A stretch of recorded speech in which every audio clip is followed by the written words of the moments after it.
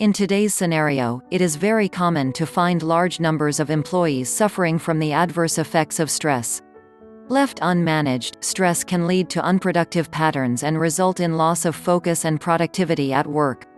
This program will help you to identify personal stress factors and introduce you to practical methods to successfully strengthen yourselves on stress. You will create a plan for stress management that enables them to function at their best in the work environment as well as life. Live life in balance and happiness. Stress, a definition. There are many definitions of stress and as many theories about its causes. When we consider work and its role in contributing to stress, we are speaking of an individual's perception or awareness that they are not able to manage the demands of their work. The result is a negative response and diminished productivity. Stressors are the situations, events or people that put pressure on an individual. The reaction to stressors is highly personalized and different people may react differently to the same stressor or stressors. In other words, what is a stress factor to one person may not be a stress factor for another. 2 types of stress. Acute stress, this is an immediate, automatic coping response to an event. Similar in all mammals, a survival mechanism kicks in and causes nearly instantaneous changes to every body system. In many ways, acute stress can be very useful. Acute stress can be a positive force and often provides the impetus to deal with situations, to prove ourselves capable and up to the challenge. This type of stress is short in duration. Energized in the moment, feeling activated at the time, wanting to succeed or survive, knowing we have the capacity to deal with the situation, moving towards a goal in a helpful manner. Chronic stress, this is the long-term effect of ongoing stress in our lives. It may be the result of a particular event or multiple events. When the pressures of home or work offer no reprieve and we have poor coping skills, the symptoms of chronic stress appear. With chronic stress, often we are not aware that we are manifesting symptoms. Our bodies, however, give us warning signs that we need to deal with the stress in our lives. They are alerting us that something is not right. Sleep problems, digestive problems, accelerated aging process, emotional agitation, social isolation, stiff muscles, many more. Stress warning signals. Here is a list of some, but not all, possible reactions to stress. Check all of the symptoms you experience when you feel stressed. Notice that symptoms of stress can affect us physically, behaviorally, emotionally, and cognitively.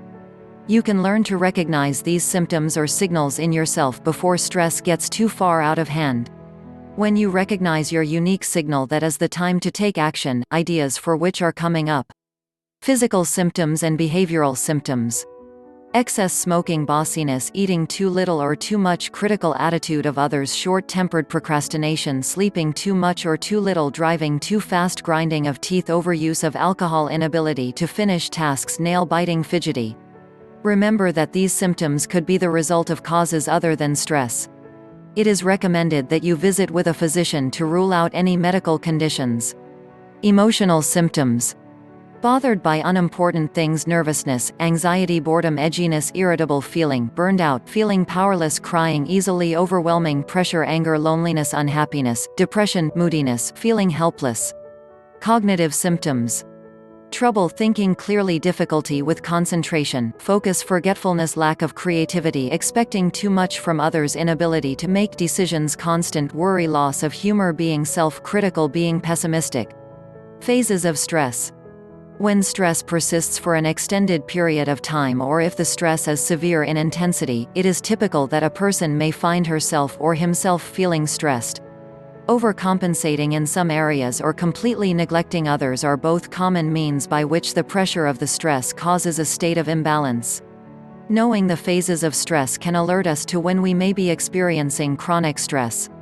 Phase 1 – High functioning. In Phase 1, individuals are engaged and managing the pressures that come their way. Their motivation is high and they are engaged in both home and work life. If there is a stress at home, it is managed and does not affect work life, and vice versa. Committed to tasks, high satisfaction, able to deal with stresses as they arise. Phase 2 – Becoming disillusioned.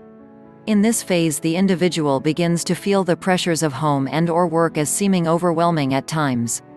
They often choose to disengage to try to refocus their energies.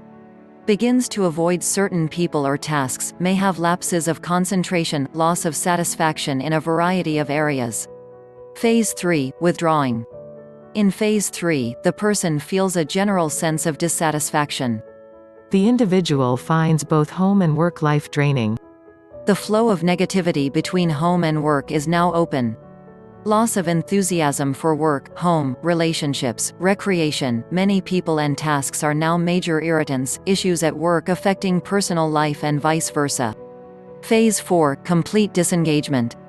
When an individual reaches phase 4, they are no longer able to cope with the demands of everyday life. There is complete disengagement from the expectations of both home life and work life. A complete disdain for many people and/or tasks, loss of all patience and sense of humor, lack of motivation and enthusiasm.